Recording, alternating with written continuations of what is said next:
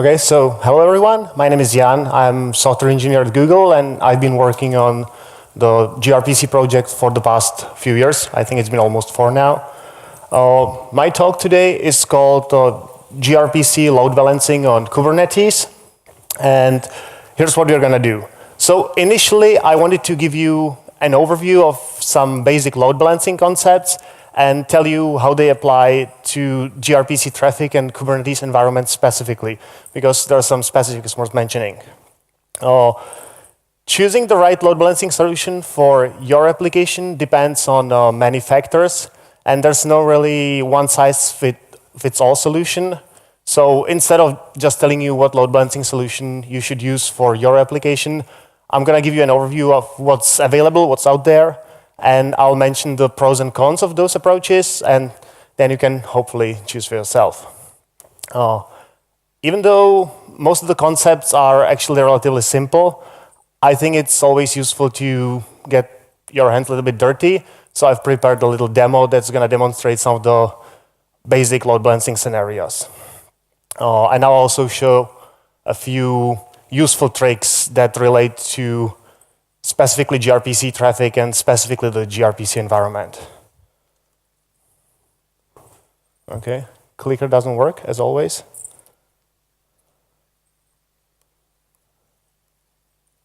Interesting. Yeah. Okay, anyway. So I'm pretty sure everyone knows what load balancing is. So I'll just do a quick review. So first of all, load balancing is one of the key techniques how to build scalable services, obviously. And the idea is that you have a client and you have multiple possible backends to talk to, and you just obviously balance the load between them by like sending some requests to some of the backends and sending other requests to other backends. We do that to improve the overall throughput of a service, and also quite possibly to decrease the latency of our requests. And one of the side effects is that we also avoid overloading one of the backends, because like if all the requests went all the way, always to the same backend, you know, it's not going to end up well. One of the, or some of the perhaps a little bit less obvious things is when you set up load balancing correctly. You're going to get some of interesting features you want for your application for free. So you'll get improved tolerance for backend failures, because with correctly set up load balancing, if one of the backends goes down, all the traffic is seamlessly rerouted to other backends. And you'll also get the possibility to basically update versions of your service on the fly by using techniques like rolling updates and similar things. Specifically, when it comes to the Kubernetes environment, Kubernetes is really useful for deploying applications with the microservice architecture. And because with microservice architecture, you usually have multiple components in your system. And many of those components actually have multiple replicas. One way to think of it is if you're deploying an application to Kubernetes, you can't really not use load balancing. It's just a question of like if you're doing it right or not. So one of the key distinctions when it comes to load balancing is the distinction between the so-called L4 and L7 load balancing. These labels are based on the OSI network model, and they basically describe at what level in the OSI model the load balancing is happening. So the L4 load balancer is so-called connection-based, and the L7 is happening at the application layer. And the key difference is basically the granularity at which the actual act of load balancing is happening. So with the L4 load balancer, the load balancing is happening anytime you create a new TCP IP connection. And for some of APIs, that actually might be fine. So if you're talking, for example, about very common HTTP1 REST APIs, Because we create new TCP/IP connections very often because of some of the problems of HTTP1 protocol, like head-of-line blocking, the load balancing actually ends up working quite well. But this is not necessarily the case of gRPC, because gRPC is basically a thin layer on top of HTTP2 protocol, and every RPC call is a separate stream on the same TCP/IP connection. And this is one of the techniques how gRPC achieves good performance. So performance is great, but the bottom line is if you create a gRPC channel, which is basically an abstraction for a TCP/IP connection, and you're talking to a backend, like once you connect the channel, all your RPCs are going to go to the same backend. So there's basically going to be no load balancing happening. And obviously, we want to do the load balancing at the per RPC level. One potential problem in Kubernetes environment is that Kubernetes has a built-in load balancing feature, but this feature only operates at the L4 level. So when you set up a service of type cluster IP or load balancer, it's only going to be L4, and that might be a problem. Another important distinction of load balancers is basically where in the data path you put the load balancer. And there's so-called proxy load balancing, which basically means you have a client and you have the backend, and then you put the proxy right in between those. What's good about this solution is that you get a simple client, which doesn't have to be aware of the load balancing at all, and then all the possibly complicated logic stays in the proxy. You also don't have to trust your clients. But on the other hand, you'll get higher latency and overhead. On Kubernetes, there's a good way how to deploy the proxy, and it's called the so-called sidecar proxy, which basically means in the same pod you deploy the proxy right next to your service. The other approach is so-called client load balancing, and this one is especially useful when you really want to achieve low latency and low overhead. And in this approach, the client is fully aware of what all the backends are and implements some kind of strategy to choose which backend to talk to for every given RPC.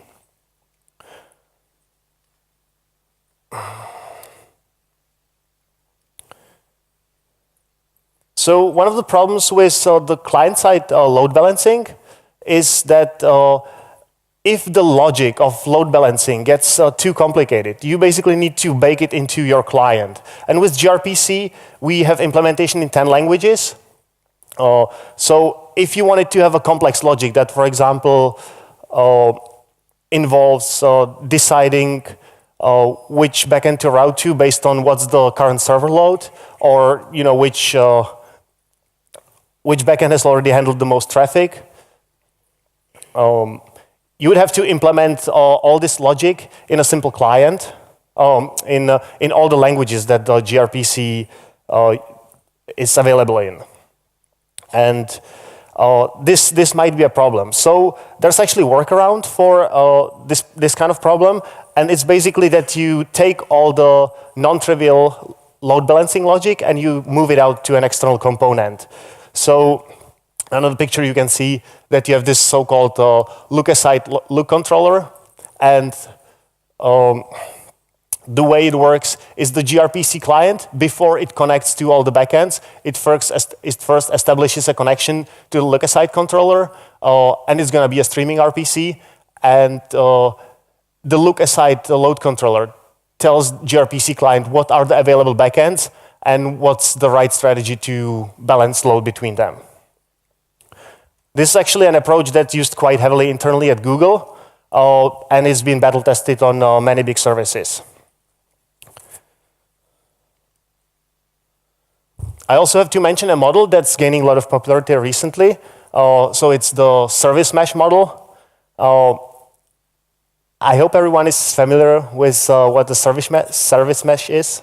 Can you just raise hands just to get an idea? Okay, so yeah, good portion. I'm going to talk just specifically about the load balancing part, because service mesh can give you a lot of other features that are useful. So in this diagram, you have the gRPC client, and all the traffic from that client transparently goes through a proxy.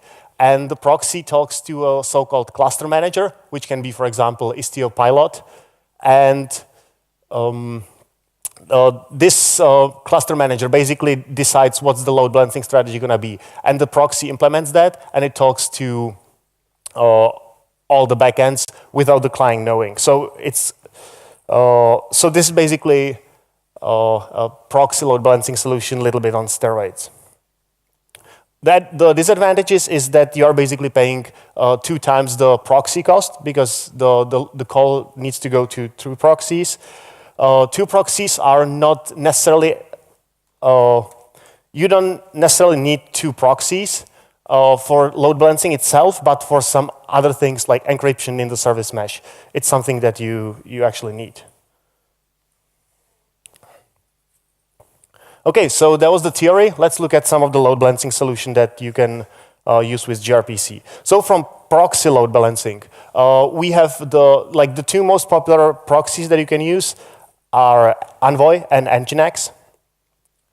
Envoy is a relatively new project that's recently has gained a lot of momentum.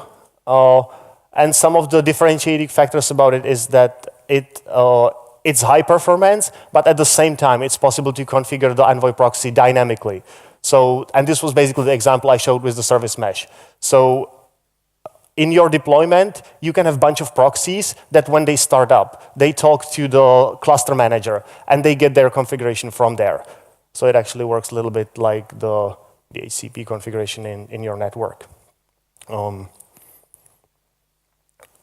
Nginx is another very popular project that's been around for a while, and they recently added full gRPC support, so you can actually specify some of the Nginx rules specifically for gRPC traffic.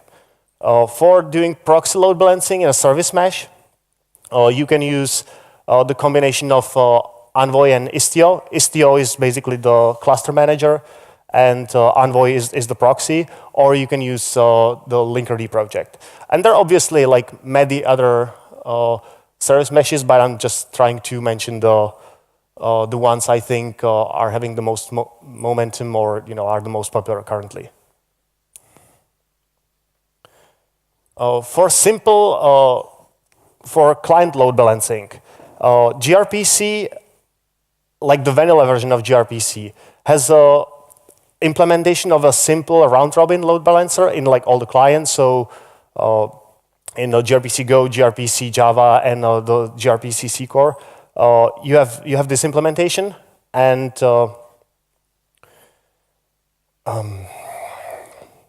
so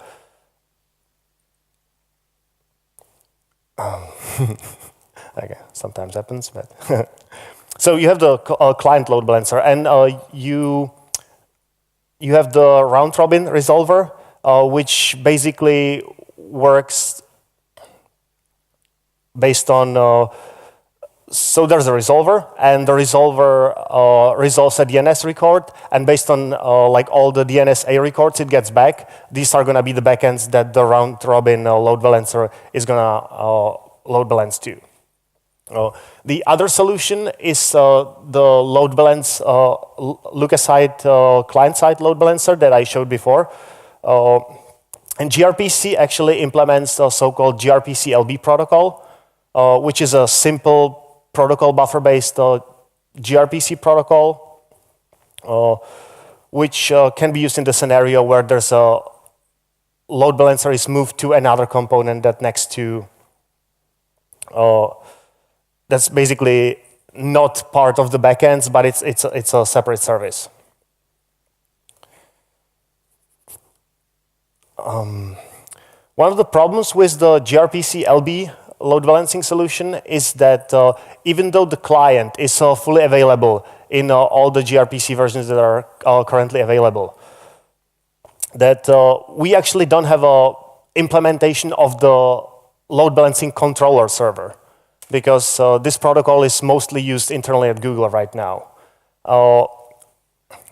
So there are actually two ways we could handle this. One of them is basically implement the gRPC LB server that the client can talk to.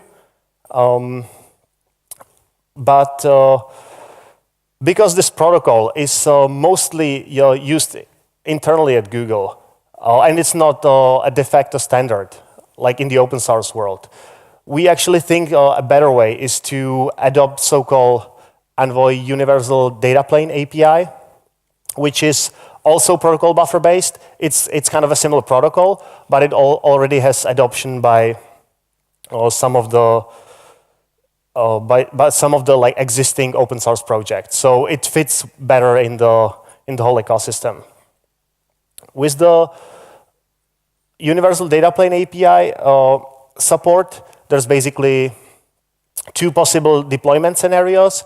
And one of them is that you still use the proxy, but the proxy does the Lookaside load balancing by talking to the cluster controller. And that's available right now, and we're actually going to see it in one of our examples. And the other approach is that we will implement the client for the Universal Data Plane API right into gRPC, and that's basically a work in progress.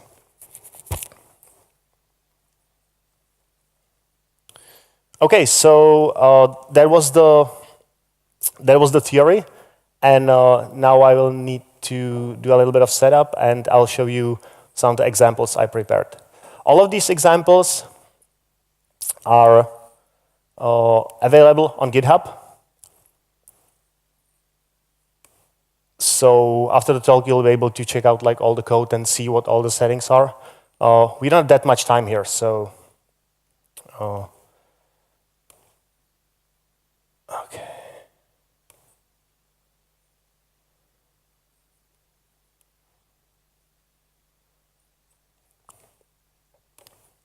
Okay, so the first scenario I'm going to be showing is the simple round-robin load balancer.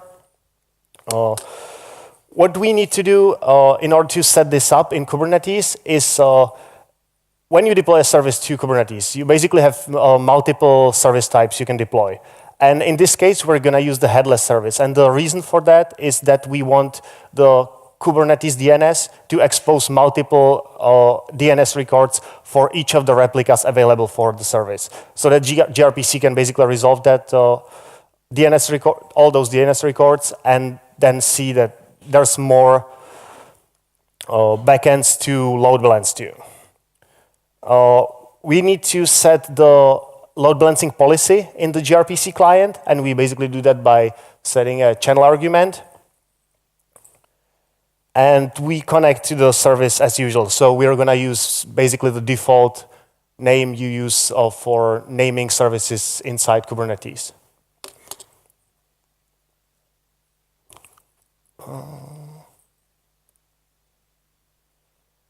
Okay.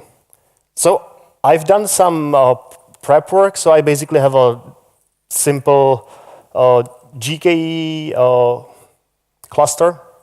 So Google Kubernetes engine, it's empty, like no services are running. So it's kubectl get bots. Okay, and you can see that the cluster is empty. So what I'm going to do, I'm going to deploy a service first, and then I'm going to deploy a client, and I'll show you that the load balancing is actually happening. So the client is a really simple client written in C#, and the only thing it does, it basically creates a gRPC channel. Can actually everyone see that, even in the back row? Sounds good. So you have a client that creates only one channel, and then basically keeps doing a simple RPC on that channel. And what's that supposed to demonstrate? That even when you're on the same channel, your calls are going to reach different backends at each time. For the server source code, it's basically a really simple service that starts a server, listens on a port, and then replies with its own IP, so that we can see that we actually what replica we actually reached. So I have a YAML definition of the server I'm going to be deploying, and you can see the cluster IP is set to none, so that means we're going to be setting up a headless service. It's exposed at port 8000. I've already pushed all the necessary Docker images to the container registry. So I can just go ahead and deploy the service now.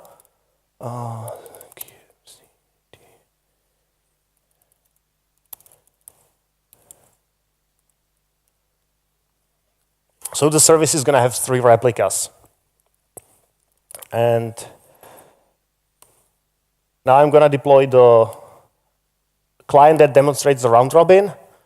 I'm going to use the target, basically the regular Kubernetes DNS name. I'm going to use an environment variable to set up what the current load balancing policy is.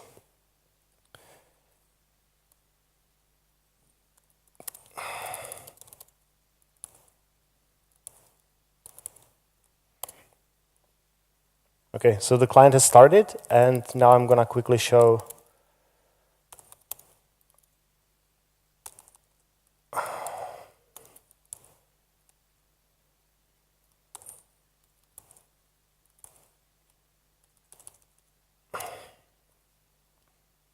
Okay, so as you can see, because I said there's 3 backends, and then all the calls basically round robin around the 3 backends that are currently available. So if I show you what the service replicas are.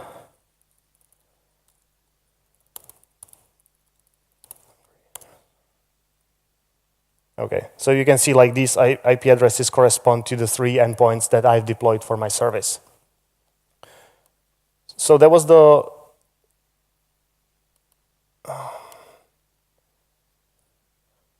simple round-robin client-side load balancer. The good thing about it is that it's really simple to set up and works out of the box. The bad part is it doesn't take server load into account. And handling the scale-up functionality currently requires a little workaround on the server side because DNS is not really dynamic. And so you need to periodically resolve all the backends in order to get updates about what replicas are still available. The other example I want to show is load balancing with sidecar proxy. I'm going to use Envoy. And I'm going to show 2 variations of this. The first one is an Envoy proxy that's configured statically, which is one of the ways you can configure Envoy. So I'm still going to use the headless service to expose all the replicas as a DNS entry. The Envoy proxy is going to be set up as a really simple sidecar container.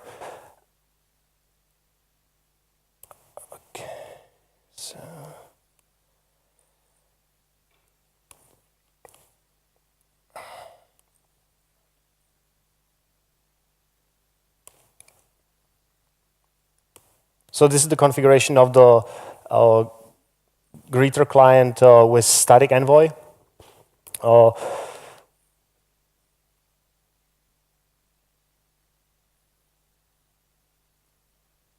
In this scenario,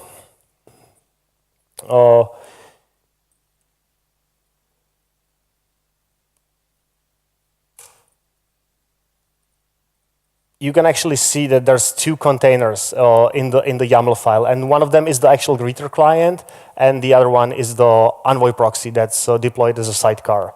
So that's the most important thing about it. The static configuration of Envoy is basically it uses the round-robin load balancing policy, and it's of type strict DNS, which happens to be what we need right now. And it's going to round-robin among all the backends. Okay.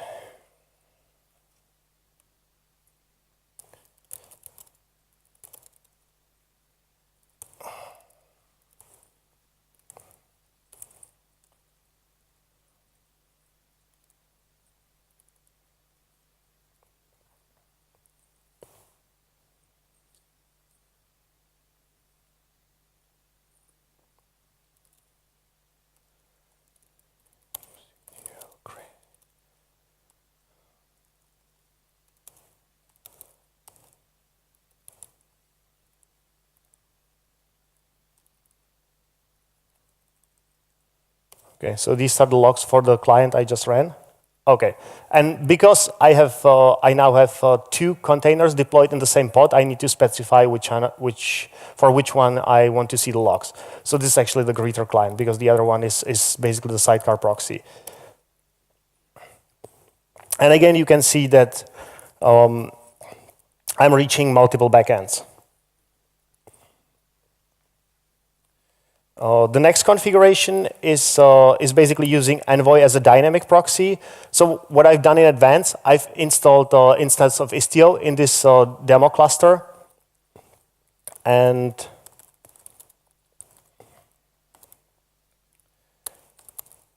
I can also deploy a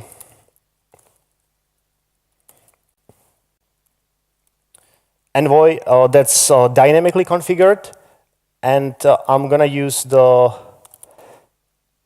istio-ctl kubeinject command. So that basically means I take a YAML definition that only contains my simple greeter client. And the istio-ctl kubeinject command is going to add the sidecar definition into my YAML file.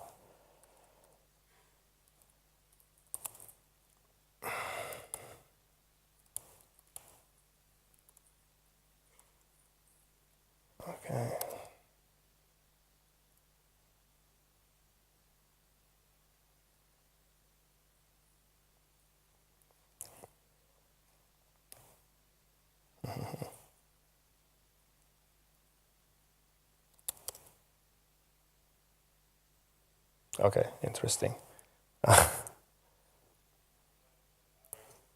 Excuse me?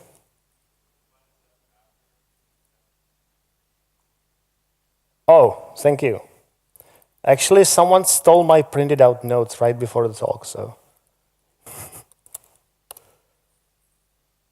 Oh, thank you. So I see we have some Istio experts here.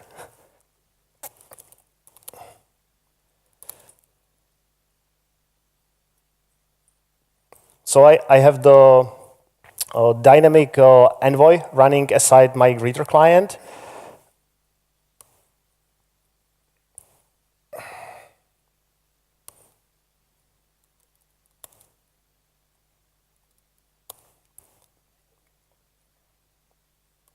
And I'm going to show you the logs.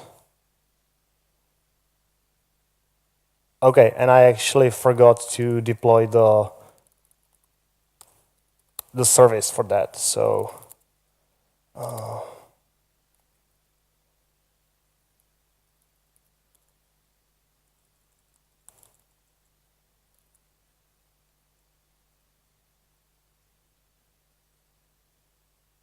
no, it's actually fine.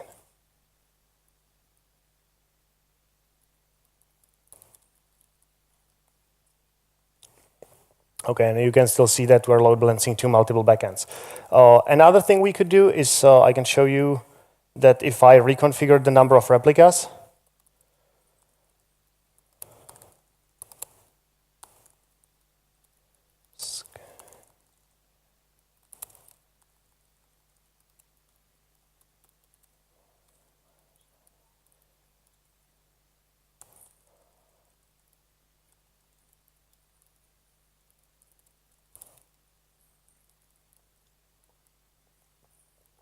so for example, I changed the number of replicas of the greeter server to just 1.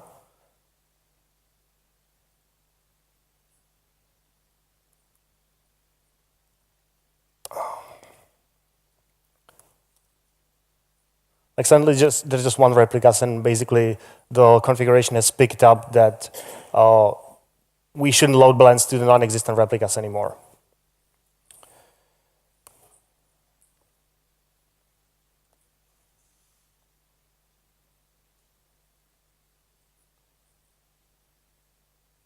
Okay, so that was the Envoy with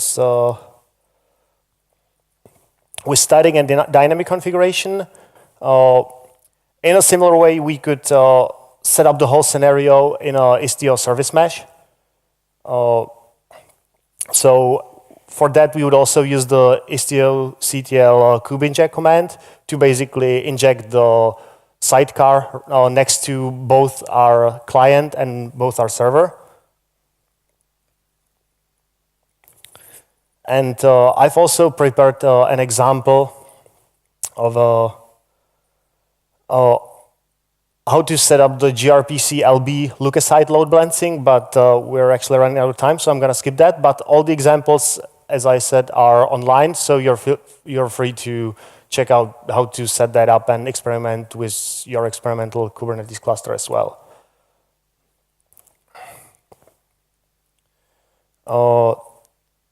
I have two more interesting things. So one of them is the challenge of balancing streaming RPCs.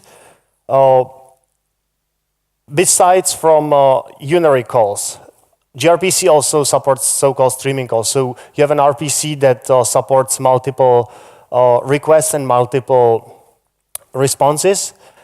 And those RPCs can be relatively long-lived. And that's one thing that you need to keep in mind when you're designing your API, because once you start a streaming call, there's even if you have L7 load balancer set up, you basically, you can't really change the backend that you're talking to.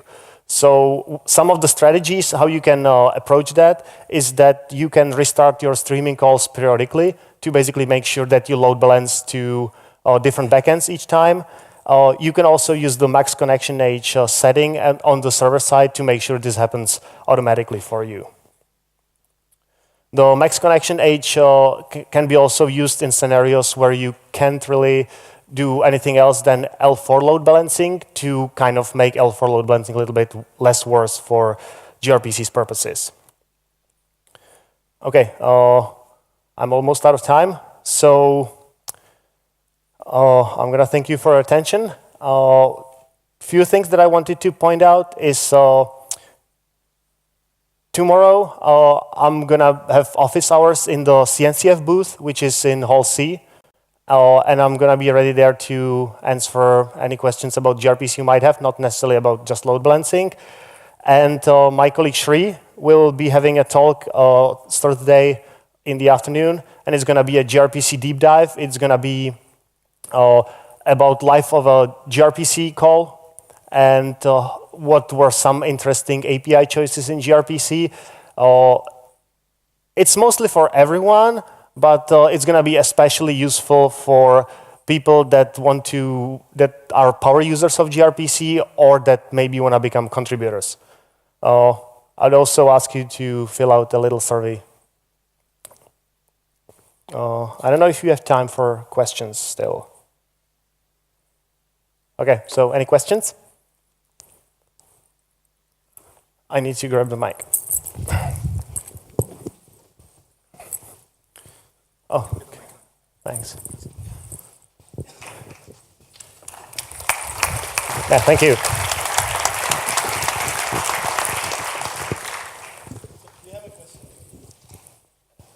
Yeah, thank you.